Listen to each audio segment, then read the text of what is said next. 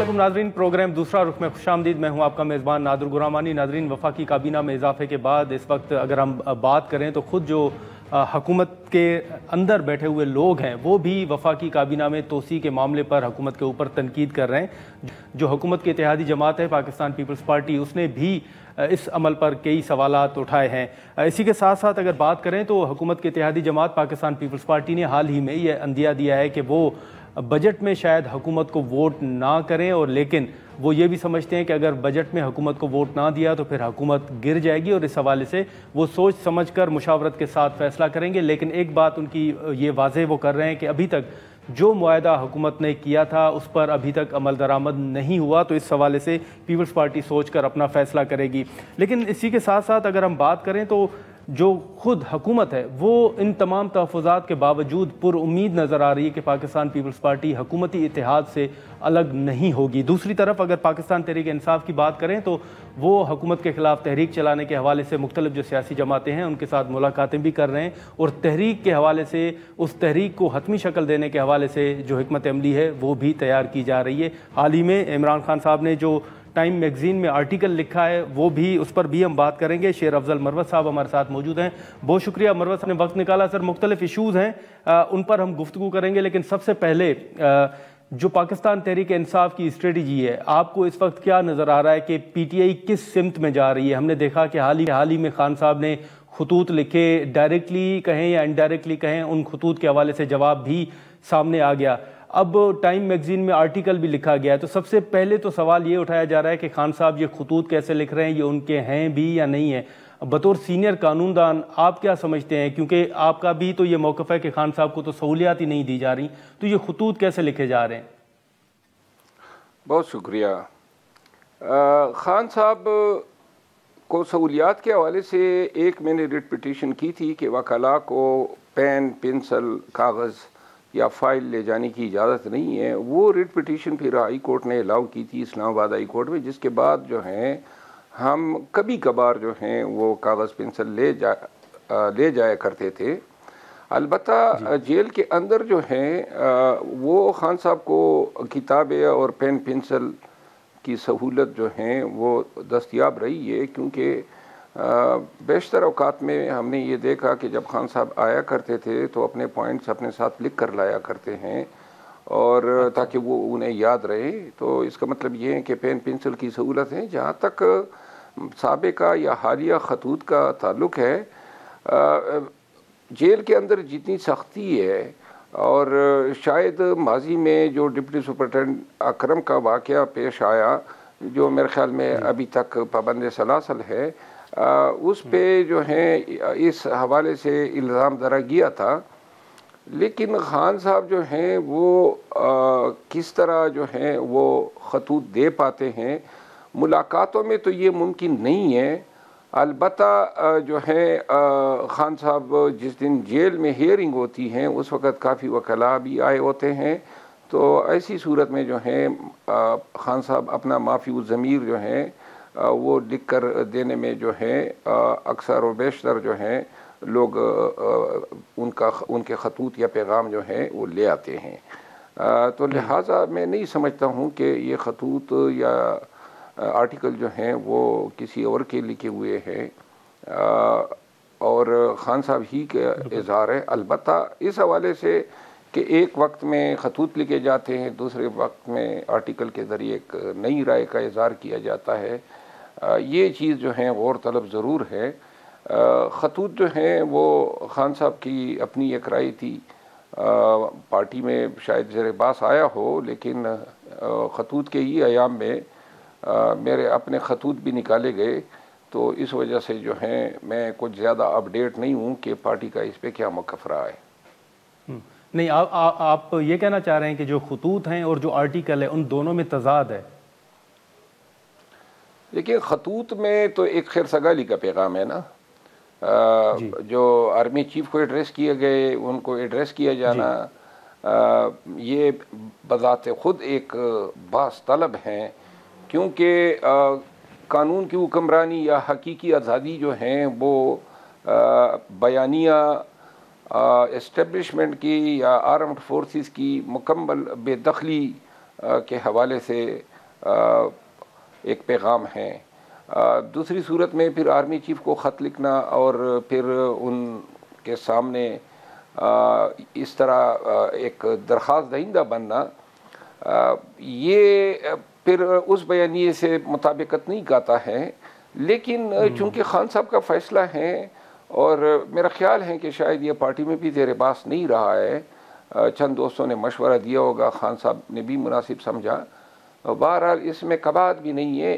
ساتھ ہی ساتھ یہ پیغام بھی دے رہا ہے کہ خان صاحب جو ہیں آرم فورسز کو ڈسون نہیں کرتے ہیں، آرمی چیف کو ڈسون نہیں کرتے ہیں، اور ان کو جو ہے پاکستان کا آرمی چیف سمجھتے ہوئے موجودہ حالات اور معاملات میں ان کے کردار کے پس منظر میں اب ان کو ایڈریس کرتے ہیں کہ وہ اپنا کردار اس میں ادا کریں.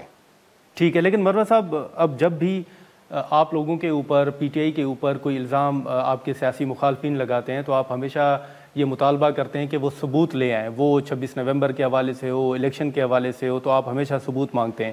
اب جب آپ کی طرف سے کچھ بیانات آئے مخصوص نشستوں کے حوالے سے، تو اس حوالے سے پارٹی نے بھی، آپ ہی کی پارٹی نے مخالفت بھی کی اور کہا کہ مروت صاحب پھر ثبوت دکھائیں کہ کس کس کو نوازا گیا ہے مخصوص نشستوں پر، جو خواتین کے حوالے سے آپ نے بات کی تھی. تو آپ سمجھتے ہیں کہ آپ کے پاس ثبوت ہیں؟ میرا خیال ہے کہ میں نے جو بیان دیا تھا وہ بیان یہ تھا کہ پارٹی میں جن لوگوں نے قربانیاں دی ہیں، خصوصاً ورکرز یا بالخصوص وہ خاندان جن کے افراد جو ہیں مختلف واقعات میں شہید ہوئے، تو شہداء کے لواحقین کا حق بنتا ہے کہ مخصوص نشستوں پہ سینٹ میں یا دیگر جو مناصب ہیں ایسے خاندانوں کو ایکوموڈیٹ کیا جائے. لیکن کوئی بھی جتنی بھی نامینیشن آئی ہیں اس میں ورکرز کا کوئی حصہ نہیں ہے. اس پہ تو میں کنفرم بات کرتا ہوں، ورنہ اگر کوئی کہتا ہے کہ ورکر کوئی حصہ سے نوازا گیا ہے تو بتا دیں کہ کون سے ورکر. عموماً جو یہ کس کا ہے فیصلہ ہے مروت صاحب؟ دیکھیے یہ فیصلہ خان صاحب کے نہیں ہے، کیونکہ مجھے علم ہے کہ کس طرح نام ڈلوائے جاتے ہیں. میرے سامنے یہ سارے پروسیس ہوئے ہیں، لابنگ ہوتی ہے اور طریقہ کار جو وضع کیا جاتا ہے. خان صاحب تو جتنے ہمارے الیکٹڈ ایم این اے تھے اس میں 10% کو جانتے ہیں، 90% تو وہ ایم این ایز کو بھی نہیں جانتے ہیں. تو یوں جو ہے تو مروت صاحب ہم یہ کہہ سکتے ہیں کہ 90% جو خان صاحب کو نہیں جانتے وہ شاید خان صاحب کی مرضی سے پارلیمنٹ کے اندر نہیں بیٹھے ہوئے. نہیں، مرضی تو نہیں ہوتی ہے. خان صاحب جو ہیں سفارشات جو پارٹی کی ہوتی ہیں نیشنل اسمبلی یا پروونشل اسمبلی میں جو طریقہ کار یا میکینزم ہے وہ ریجن سے ریکمنڈیشن آتی ہے صوبے کے پاس، صوبہ مرکز کو بھیجتا ہے. لیکن یہ ریکمنڈیشن کے بعد بعض نشستوں پہ لوگوں کی سفارشات کو خان صاحب کے ذریعے ویٹو کروایا گیا. یہاں پہ جو ہیں پھر جو ضوابط ہے یا طریقہ کار ہیں اس کو بالا چاک رکھ کے تو مروت صاحب کوئی آپ ایک آدھا نام بتائیں گے کہ وہ کون سے لوگ ہیں؟ دیکھیں میرے پاس نام بتانے کے لیے تو اور بہت سارے سبجیکٹس ہیں نا. آپ مجھ پہ معیشت کے حوالے سے سوال کرے ہوئے، بدامنی پہ پوچھیں. یہ ابھی جو کیبنٹ جو ہیں وہ اتنا پھیل گیا ہے، اس پہ میری رائے لیں تاکہ میں اپنی پیشہ ورانہ رائے ہم کابینہ پہ بھی بات کرتے ہیں. لیکن سر ایک جو آپ کا نیریٹو تھا فارم 47 کا، ایک جو آپ کا نیریٹو تھا کہ انتخابات آپ لوگ جیتے ہیں، موجودہ حکومت نہیں جیتی، اس کے بعد اب آپ ہی کا بیان آیا کہ آپ کی پارٹی کے رہنما بھی فارم 47 پر آئے ہیں. تو اس حوالے سے بھی میں آپ سے جاننا چاہوں گا کہ کون سے لوگ ہیں جو فارم 47 کے تحت اس وقت پارلیمنٹ میں موجود ہیں؟ میں نے اپنی پارٹی کا بالخصوص ذکر نہیں کیا ہے. میں نے کہا اپوزیشن بینچوں پہ بھی 47 کے لوگ بیٹھے ہیں اور یہ تو سب کو معلوم ہے. عمر ایوب خان کو بھی معلوم ہے کہ اپوزیشن بینچز پہ ویسے غور صاحب کو علم ہے، حتیٰ کہ وزیر اعظم پاکستان شہباز شریف صاحب کو علم ہے. سب کو علم ہے کہ دائیں اور بائیں کون لوگ جو ہیں فارم 47 کے ہیں.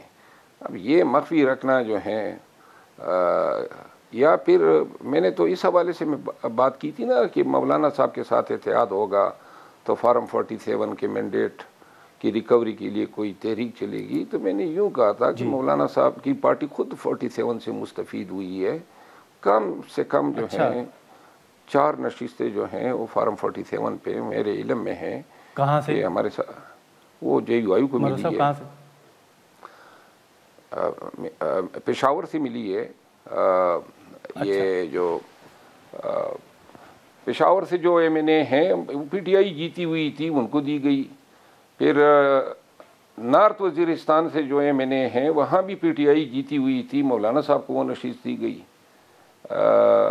اس کے علاوہ پشین سے خود مولانا صاحب کی نشست جو ہیں وہ ان کو جو ہیں دی گئی. یہ اس طرح آپ کے مطابق مولانا صاحب کو بھی نشست دی گئی, وہ جیتے نہیں تھے؟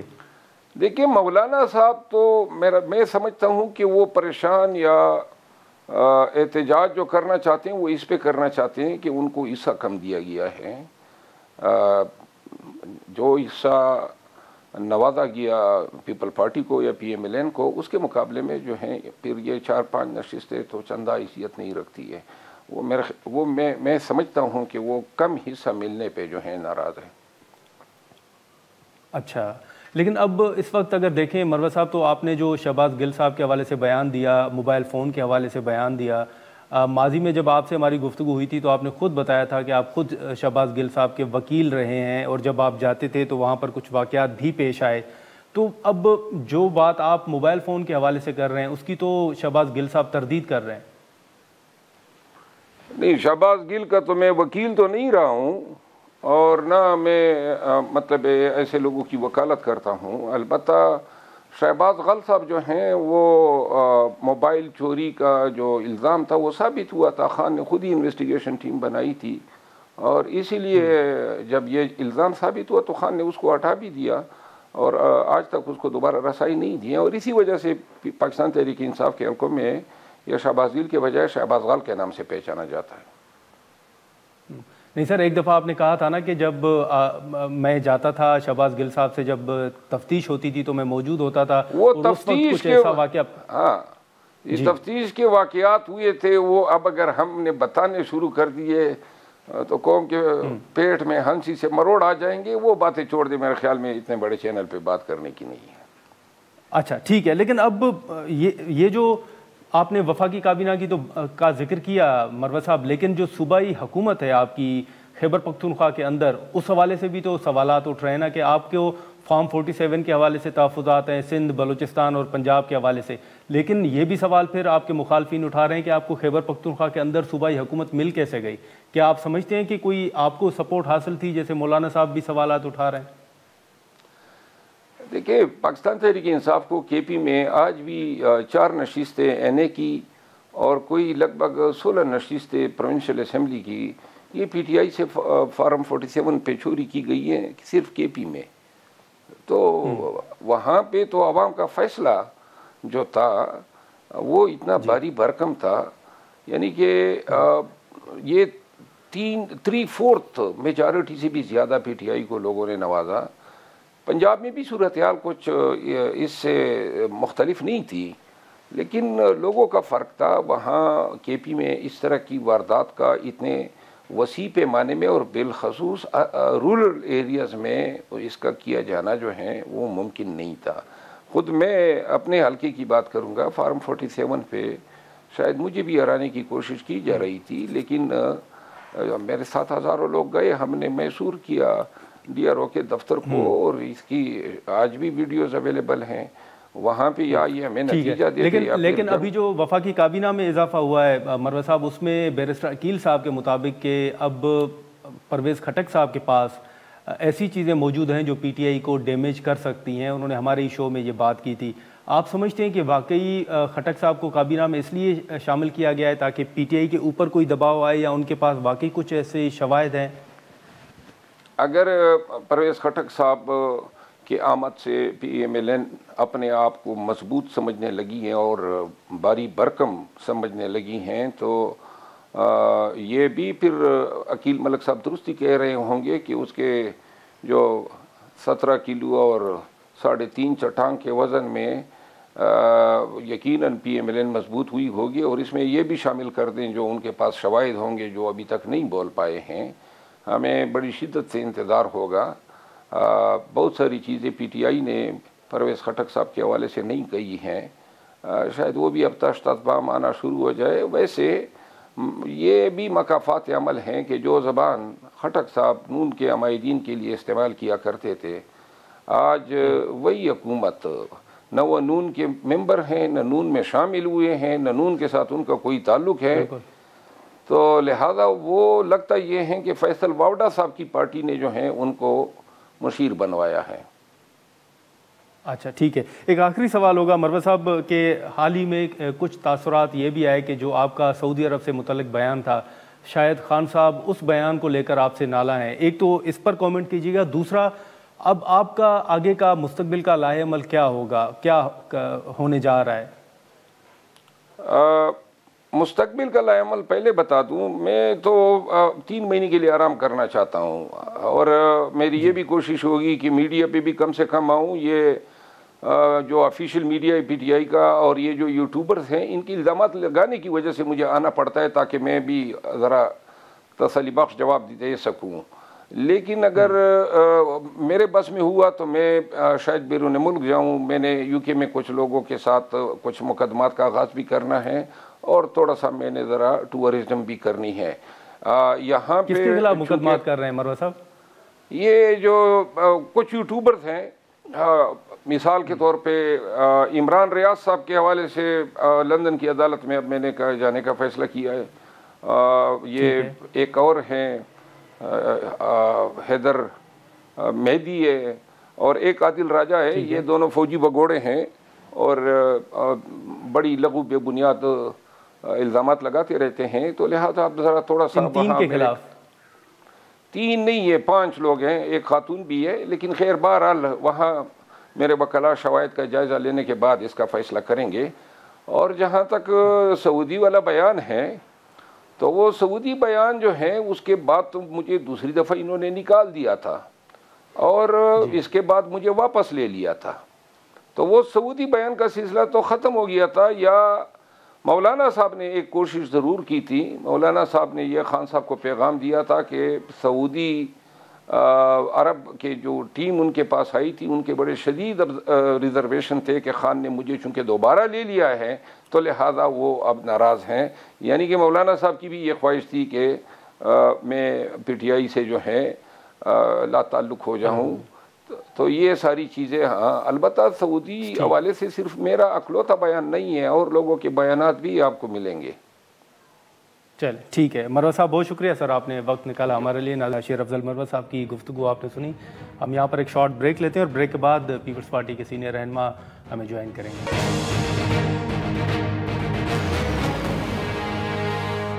پروگرام میں ایک بار پھر خوش آمدید ناظرین. شیر افضل مروت صاحب کی گفتگو آپ نے سنی. اب جو کابینہ میں توسیع کا فیصلہ ہو، یا جو پاکستان پیپلز پارٹی کے ساتھ مسلم لیگ نون نے معاہدہ کیا تھا، اس معاہدے پر عمل درآمد کا معاملہ ہو، اس حوالے سے پاکستان پیپلز پارٹی کے تحفظات جو ہیں وہ آپ کے سامنے ہیں. پیپلز پارٹی کے سینئر رہنما علی موسیٰ گیلانی صاحب ہمارے ساتھ موجود ہیں، ہم ان سے گفتگو کریں گے. بہت شکریہ گیلانی صاحب وقت نکالنے کا. یہ بتائیے گا سب سے پہلے کہ جو مسلم لیگ نون کے ساتھ آپ کا معاہدہ ہوا تھا، ابھی تک اس پر عمل درآمد نہیں ہوا. اب یہ بھی چیزیں سامنے آ رہی ہیں کہ شاید بجٹ آنے والا ہے، تو پیپلز پارٹی اس بجٹ میں ووٹ نہ دینے کے آپشن پر بھی غور کر رہی ہے. آپ سمجھتے ہیں کہ پیپلز پارٹی اس طرف جائے گی کہ حکومت کو بجٹ میں ووٹ نہ دیا جائے؟ دیکھیں، یہ تو پارٹی کی عادت فیصلہ کرے گی کہ انہوں نے کیا کرنا ہے. اس کے اوپر کوئی ابھی حتمی فیصلہ نہیں ہوا. زرداری صاحب جب لاہور آئے تھے تو انہوں نے یہ بتایا تھا کہ یہ انہوں نے ان کو اظہار کیا اس بات کا کہ مجھے معلوم ہے کہ یہاں پر ہمارے معاہدے پر عمل درآمد نہیں ہو رہا، اور پنجاب میں کافی ایڈمنسٹریشن کے حوالے سے مشکلات کا سامنا کرنا پڑ رہا ہے پنجاب کی پارٹی کو. لیکن حکومت کے ساتھ ہم نے رہنا ہے، ہم نے حکومت کو جو سپورٹ ہے وہ جاری رکھنی ہے. لیکن اس کے اوپر ابھی حتمی فیصلہ جو پارٹی کی سی میٹنگ ہوگی اس پہ دوبارہ بھی ریس کیا جائے گا اور ہوگا. تب تک تو ہم اس پر کوئی بات نہیں کر سکتے. لیکن گیلانی صاحب، یہ جو پنجاب کے اندر آپ کے تحفظات ہیں، آپ کیا سمجھتے ہیں کہ آپ کو وہاں پر اسپیس وزیر اعلیٰ صاحب کی صاحبہ کی طرف سے نہیں دیا جا رہا؟ وہاں پر کوئی ایڈمنسٹریٹو ایشوز ہیں، یا وہاں پر خاص طور پر پیپلز پارٹی کو ایشوز کن نکات پر ہیں اور کہاں کہاں پیش آ رہے ہیں؟ دیکھیں، ہم یہ چاہتے ہیں کہ جہاں پر ڈیولپمنٹ کا ایشو ہو وہاں پر ڈیولپمنٹ میں ہمارے ساتھ مشاورت کی جائے. جیسے کہ میجر پروجیکٹس یہ لانچ کر رہے ہیں تو اس میں ہماری انپٹ ہونی چاہیے. جو کہ ہماری تجاویز ہے اس کو بھی میجر، ایک تو جو چھوٹے موٹے فنڈ ہیں وہ تو مل ہی رہے ہیں، جیسے ایم این ایز کو اور ایم پیز کو ملتے ہیں فنڈ، وہ تو فنڈ سب کو ایک برابر یکساں مل رہے ہیں. لیکن جو مین ایشو ہے، جو میجر ڈیولپمنٹ پروجیکٹس ہیں جیسے کہ اے ڈی پی کی اسکیمز ہوں، اس کے اندر ہم چاہتے ہیں کہ ہمارے ساتھ مشاورت کی جائے، اور جو بڑے اضلاع ہیں اس کے اندر، جیسے خاص طور پر ساؤتھ کے اندر جو اضلاع ہیں، ساؤتھ کے اندر جو معاملات ہیں، چاہے وہ کریڈٹ کالج کا معاملہ پھنسا ہوا ہے جس کو ہم جو گیلانی صاحب کے دور سے چل رہا ہے، ہم کوشش کر رہے ہیں کہ اس کے اندر فنڈنگ ہونی چاہیے. لیکن گیلانی صاحب، آپ کو یاد ہوگا کہ جو جنوبی پنجاب صوبے کے حوالے سے ایک نیریٹو تھا، وہ پاکستان پیپلز پارٹی کی ترجیحات میں بھی شامل تھا، ماضی میں اس پر گفتگو بھی ہوتی رہی ہے. اب اگر ہم بات کریں تو آپ وفاقی حکومت کے اتحادی ہیں، چیئرمین سینٹ آپ کے ہیں، صدر مملکت آپ کے ہیں، گورنرز آپ کے ہیں. آپ سمجھتے ہیں کہ یہ جو جنوبی پنجاب کے حوالے سے پہلے پیپلز پارٹی کا موقف تھا، اب پیپلز پارٹی اس پر کوئی کام کر رہی ہے یا کرے گی؟ دیکھیں، میں آپ کو ایک بات واضح کر دوں. یہاں پر جب یہ بات سامنے آتی ہے کہ صدر مملکت آپ کے ہیں، چیئرمین سینٹ آپ کے پاس ہے، گورنرز آپ کے پاس ہیں، تو میں آپ کو یہ بات بتا دوں کہ ان کا ایڈمنسٹریٹو رول نہیں ہوتا ہے. یہ کانسٹیٹیوشنل پوسٹ ہے، جی اور اس کے اندر جو ایڈمنسٹریشن کا ایشو ہے، ایڈمنسٹریٹو پاور ان کے پاس نہیں ہے according to the constitution of Pakistan. تو یہاں پر یہ دو چیزیں میں کلیئر کرتا جاؤں. جہاں پر پیپلز پارٹی ان رول کے اندر جی اپنا کردار ادا کر سکتی ہے وہ کرتی جا رہی ہے. جنوبی پنجاب صوبہ پاکستان پیپلز پارٹی کے لیے بڑا اہم ہے، اور اس کی آواز ہم نے جنوبی پنجاب سے بھی اٹھائی ہے. اور میں آپ کو اس بات کی یقین دہانی دلانا چاہتا ہوں کہ پیپلز پارٹی اپنے اس موقف سے نہیں ہٹے گی. اور میں سمجھتا ہوں کہ جو صوبے ہیں، اب حکومت کو اور جتنے بھی اس ملک کے اندر جو لوگ جن کی سوچ اس ملک کے اندر بہتری کے لیے ہے، وہ یہ سمجھتے ہیں کہ پنجاب ایک اتنا بڑا صوبہ ہے، اس کو آپ اس رن نہیں کر سکتے ایک ہی یونٹ کے ساتھ. تو مجھے ان کو بھی یہ سمجھ آ گئی ہے کہ پنجاب کے اندر جنوبی پنجاب صوبے کی بہت زیادہ ضرورت ہے. ٹھیک ہے. لیکن اب یہ جو اگر پی ٹی آئی کی بات کریں سر، وہ تو حکومت کے خلاف گیلانی صاحب آنے والے دنوں میں تحریک چلانے جا رہے ہیں. حال ہی میں ہم نے دیکھا کہ مذاکرات ہوئے تھے، مولانا صاحب کو ابھی بھی وہ انگیج کر رہے ہیں. اب خان صاحب کی طرف سے پہلے خطوط لکھے گئے، اب ٹائم میگزین میں آرٹیکل بھی لکھا ہے انہوں نے کہ وہ امریکہ کو اور عالمی برادری کو انہوں نے کہا ہے کہ وہ نوٹس لیں ان چیزوں کا. آپ سمجھتے ہیں کہ ان خطوط کا، ان آرٹیکلز کا کوئی اثر پڑے گا، کوئی دباؤ آئے گا پاکستان کے اوپر؟ دیکھیں، ڈپلومیٹکلی ظاہری بات ہے، ہر ملک بیان دے گا، دیتا بھی رہتا ہے، لیکن اس کی کوئی اتنی ویلیو اب نہیں رہے گی. اس کی وجہ یہ ہے کہ ملک اب ٹو ایچ اٹس اون ہے. اب ہر ملک جو ہے وہ اپنی اس کی اپنی پالیسی ہے، اس کی اپنی سوورینٹی ہے، اور ہم بالکل بھی امریکہ کو ایبسولوٹلی نو ہی کہیں گے.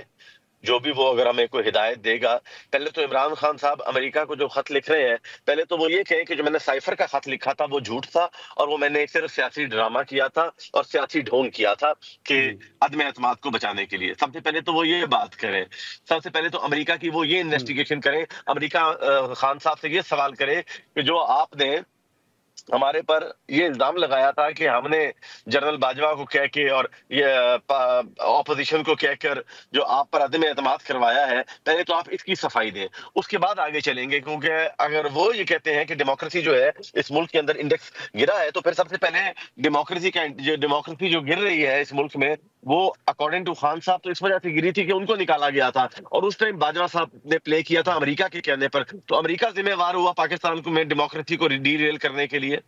تو انہوں نے تو ڈائریکٹ الزام امریکہ پہ لگایا تھا، اور آج اسی امریکہ کے پاس یہ جا رہے ٹھیک ہیں. ہے. سب سے پہلے تو یہ اس بیان کو اپنے آپ سے کلیئر کریں کہ یہ بتائیں کہ وہ جو چیز تھی وہ کیا ہوا تھا. وہ صرف اس سے پہلے ریٹریکٹ کریں، اس کے بعد ٹائمز میگزین میں آرٹیکل لکھیں، اور ایک جو ہے وہ معافی نامہ امریکہ کو بھیجیں. امریکہ ان کو معاف کر دے تو کر دے، پاکستان تو اپنے قانون کے تحت ان کے ساتھ کارروائی کرے گا.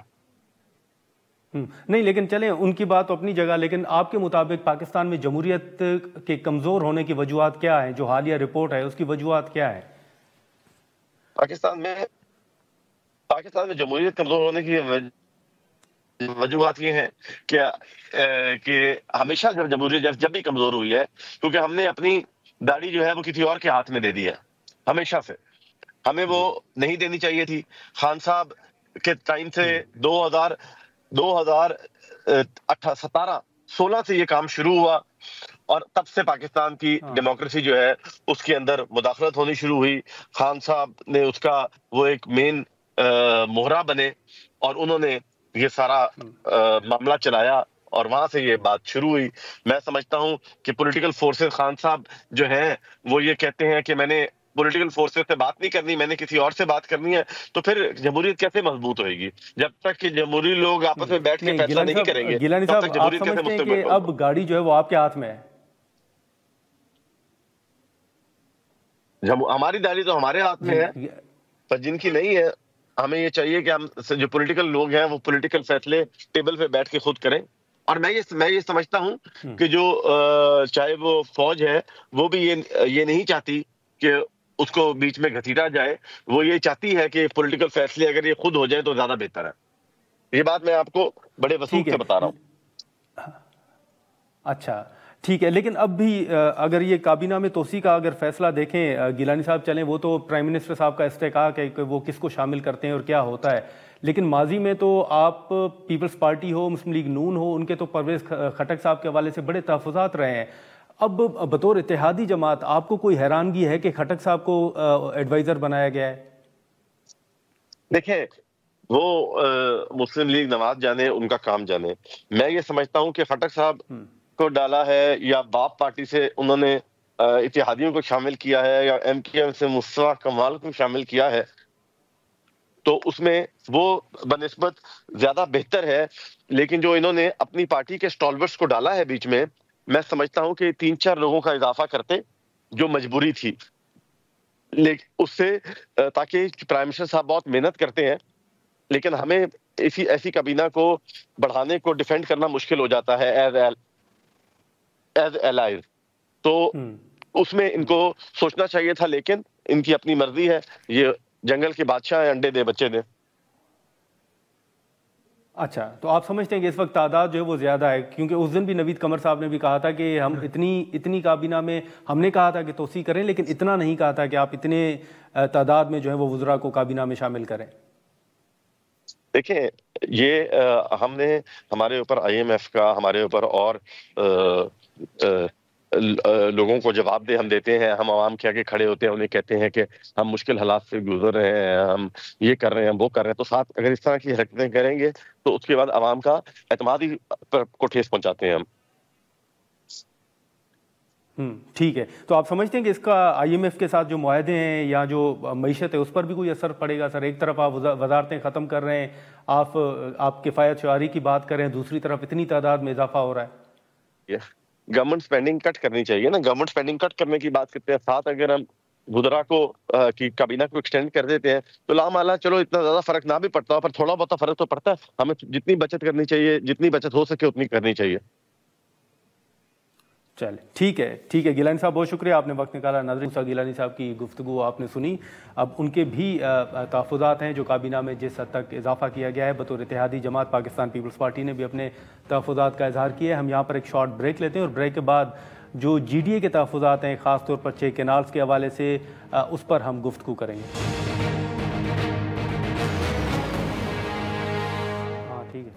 پروگرام میں ایک بار پھر خوش آمدید. ناظرین, اس وقت جو ہم نے سیاست کے حوالے سے خاص طور پر کابینہ اور پی ٹی آئی کے جو تحفظات تھے اس حوالے سے ہم نے بات کی, لیکن جو جی ڈی اے کی جانب سے اگر ہم بات کریں, جو پاکستان تحریک انصاف کے ساتھ یا اپوزیشن الائنس کے ساتھ ان کی بات چیت ہو رہی ہے, پاکستان تحریک انصاف یا اپوزیشن الائنس کی اگر ہم بات کریں تو وہ حکومت کے خلاف جو تحریک چلانے جا رہے ہیں اس پر جی ڈی اے کو بھی اعتماد میں لیا جا رہا ہے. جو سندھ کے اندر 6 کینالز کی بات کی جا رہی ہے اس پر بھی اعتماد میں لیا جا رہا ہے یا اس پر بھی مشاورت ہو رہی ہے, تو کیا G D A opposition alliance کا ساتھ دے گی حکومت کے خلاف اگر رمضان کے بعد کوئی تحریک چلائی جا رہی ہے تو اس حوالے سے؟ اور دوسرا, حال ہی میں جو اپوزیشن الائنس نے سندھ کا دورہ کیا تھا اس میں جی ڈی اے کے قیادت کے ساتھ کیا بات چیت ہوئی تھی اور جی ڈی اے نے کیا جواب دیا ہے, اس پر ہم گفتگو کریں گے. مرکزی صدر اور دریا بچاؤ تحریک کے کنوینئر ہیں سید زین شاہ صاحب ہمارے ساتھ موجود ہیں.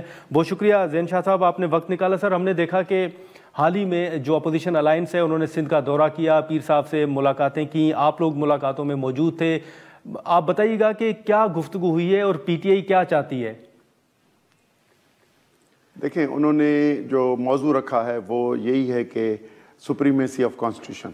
ٹھیک ہے. اور سپریمیسی کانسٹیٹیوشن کیوں رکھا ہے؟ کیونکہ وہ ختم ہو گئی ہے. سپریمیسی آف کانسٹیٹیوشن اس کی 26ویں ترمیم کے بعد تو کورٹس بھی گم ہو گئی ہیں. شفاف الیکشن خود معاملہ ہو گیا ہے کہ ملک میں ہوں گے یا نہیں ہوں گے، لیکن ورسٹ جو ہوئے ہیں الیکشنز وہ 8 فروری کو ہوئے.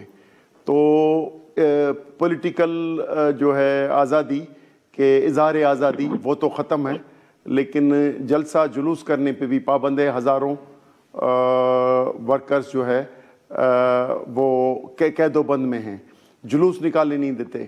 تو یہاں تک بنیادی جو ہمارے انسانی حقوق ہیں یا شہری کے حقوق ہیں سیاست کے، وہ سارے سلب ہیں. دوسرا کہ جو ایجنڈا ہے اسپیشلی انہوں نے کہا ہے کہ جو سپریمیسی اور خصوصاً اسٹیبلشمنٹ کا جو قبضہ ہے اس کو ونس فار آل ہمیں چیلنج کرنا پڑے گا، ورنہ یہ جو مختلف اوقات میں تبدیلی حکومت ہوتی ہے، پارٹیوں کے نام اور ایکٹرز تبدیل ہوتے ہیں، پولیٹیکل ایکٹرز، لیکن پاور وہی اسٹیبلشمنٹ کے پاس رہتا ہے. تو ان کے لیے پبلک کے لیے انہوں نے ایجنڈا رکھی ہے کہ بھائی ہم یہ سپریمیسی آف کانسٹیٹیوشن اس کے لیے تحریک چلا کے اور ہم ایسا ماحول سازگار کریں کہ ان کی فرمائش پہ الیکشنز نہ ہوں اور شفاف الیکشنز اسی سال ہوں. صاحب یہ بھی بتائیے گا کہ ایک تاثر یہ بھی دیا جا رہا ہے کہ جب اپوزیشن الائنس نے سندھ کا دورہ کیا اور آپ لوگوں کے ساتھ ملاقات کرنے کی کوشش کی تو شاید آپ لوگوں کے اوپر بھی دباؤ تھا کہ آپ اپوزیشن الائنس کے ساتھ ملاقات نہ کریں. آپ سمجھتے ہیں کہ یہ تاثر درست ہے؟ یہ ہمیں بھی انفارمیشن آئی اچھا کہ یہ تاثر درست ہے کہ ہوئی، لیکن ہم پہ کوئی ایسا زور نہیں تھا. لیکن بات یہ آپ کی درست ہے. کافی حلقوں سے جو ہمیں ملے انہوں نے پرائیویٹلی ہمیں بتایا کہ ہمیں کہا گیا کہ میٹنگز میں نہ جائیں. ٹھیک ہے. لیکن شاہ صاحب جیسے آپ نے ذکر کیا کہ انتخابات کے حوالے سے یا جو ایجنڈے کے حوالے سے آپ نے بات کی، اب اس میں تو پاکستان تحریک انصاف کے انتخابات کے حوالے سے جو تحفظات ہیں وہ سندھ کے حوالے سے تو بہت کم ہیں. اگر وہ سندھ کے حوالے سے بات بھی کرتے ہیں تو صرف کراچی کی حد تک ہی وہ بات کرتے ہیں. آپ سمجھتے ہیں کہ ان کے تحفظات سندھ کے حوالے سے بھی ہیں؟ سندھ کے اندر بھی کوئی انتخابات کے حوالے سے اس حد تک خرابیاں ہیں جس طرح وہ دیگر صوبوں کے حوالے سے بات کرتے ہیں؟ یقیناً الیکشن کا ایک معاملہ ہے اور الیکشن جال سازی، موبائل فون نیٹ ورکنگ بند کر کے اور ڈپٹی کمشنر اور اسسٹنٹ کمشنرز کے معرفت الیکشنز کرائے گئے. جوڈیشری کا کوئی رول نہیں تھا.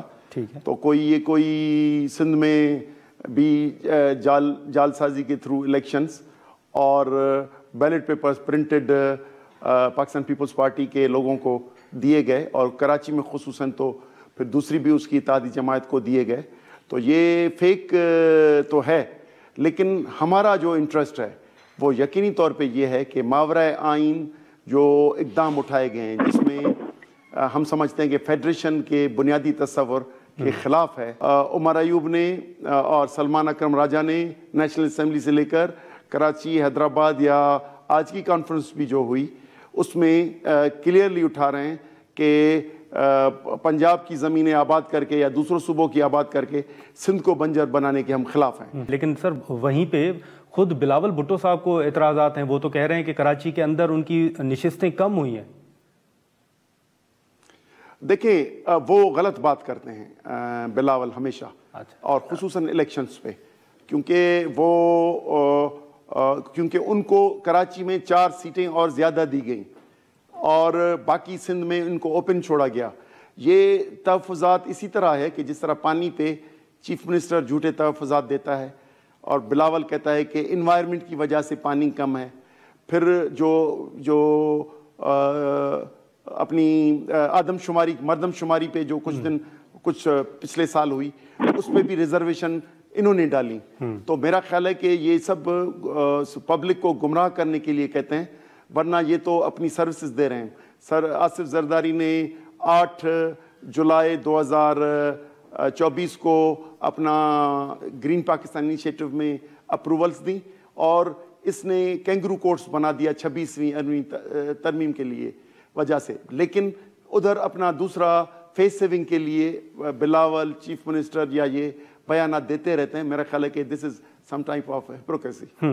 ٹھیک ہے، لیکن شاید جس الائنس کے ساتھ آپ کی گفتگو ہو رہی ہے یا سندھ کے اندر آپ کی ملاقاتیں بھی ہوئیں، آپ نے یہاں اسلام آباد میں جو کانفرنس ہوئی اس میں بھی شرکت کی، اب وہ الائنس حکومت کے خلاف رمضان کے بعد جو ہے وہ تحریک چلانے کا بھی ایک فیصلہ کر چکا ہے اور شاید دیگر جماعتوں کو بھی اعتماد میں لیا جا رہا ہے. تو اس حوالے سے جی ڈی اے کی یا خصوصی طور پر آپ کی کیا حکمت عملی ہوگی؟ کیا اگر الائنس حکومت کے خلاف تحریک چلاتا ہے تو پھر آپ اس تحریک کا حصہ بنیں گے؟ دیکھیں وہ آئے اور ہمارے پیر صاحب نے، ہم گرینڈ ڈیموکریٹک الائنس میں الیکشن سے ہیں جی، تو انہوں نے ان کو ویلکم کیا، لیکن ایک کمیٹی بنی ہے. وہ کمیٹی تفصیلات طے کرے گی. 4 رکنی کمیٹی ہے، میں بھی اس کا ممبر ہوں. ٹھیک ہے. وہ پی ٹی آئی کے وفد سے ڈیٹیلز طے کریں گی، کیونکہ پوائنٹس ایک دوسرا کہ ہمیں کس طریقے سے چلنا ہے، کیونکہ ہم پرام سیاسی جدوجہد کے حامی ہیں. کچھ جگہوں پہ ہم نے دیکھا ہے دوسری پارٹیاں پرتشدد کی طرف بھی جاتی ہیں. تو ہم اپنے طریقہ ایجیٹیشن اور نقطہ، کیونکہ ہمارے یہاں سندھ میں اہم نقطہ پانی کا ہے، اگر ان کو کلیئرلی ایڈریس کیا گیا تو یقیناً طور پہ ہم پاکستان میں کانسٹیٹیوشنل ڈیموکریسی کے کانسٹیٹیوشنل سپریمیسی، آزاد الیکشنز اور سیاسی قیدیوں کی آزادی، ان سب کے لیے جدوجہد کریں گے اگر پانی کے ایشو کو ایڈریس کیا گیا پراپر. ناظرین یہاں پر ایک شارٹ بریک لیتے ہیں اور بریک کے بعد یہیں سے گفتگو کو آگے بڑھاتے ہیں.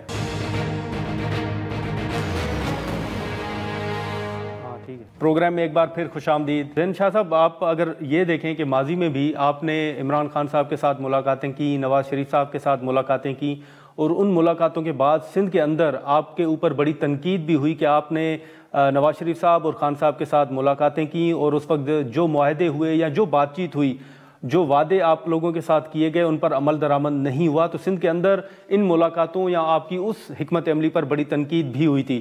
اب جو آپ کی ملاقاتیں ہو رہی ہیں یا جو باتیں ہو رہی ہیں، کیا آپ کو یقین دہانی کروائی گئی ہے کہ ماضی کی طرح کوئی وعدہ خلافی نہیں ہوگی، وہ ان وعدوں سے پیچھے نہیں ہٹیں گے؟ کوئی اس حوالے سے آپ نے ان سے یقین دہانی مانگی ہے کہ وہ ان تمام چیزوں پر، وہ چاہے کینالز کا ایشو ہو یا دیگر ایشوز ہوں، وہ آپ کے ساتھ کھڑے رہیں گے؟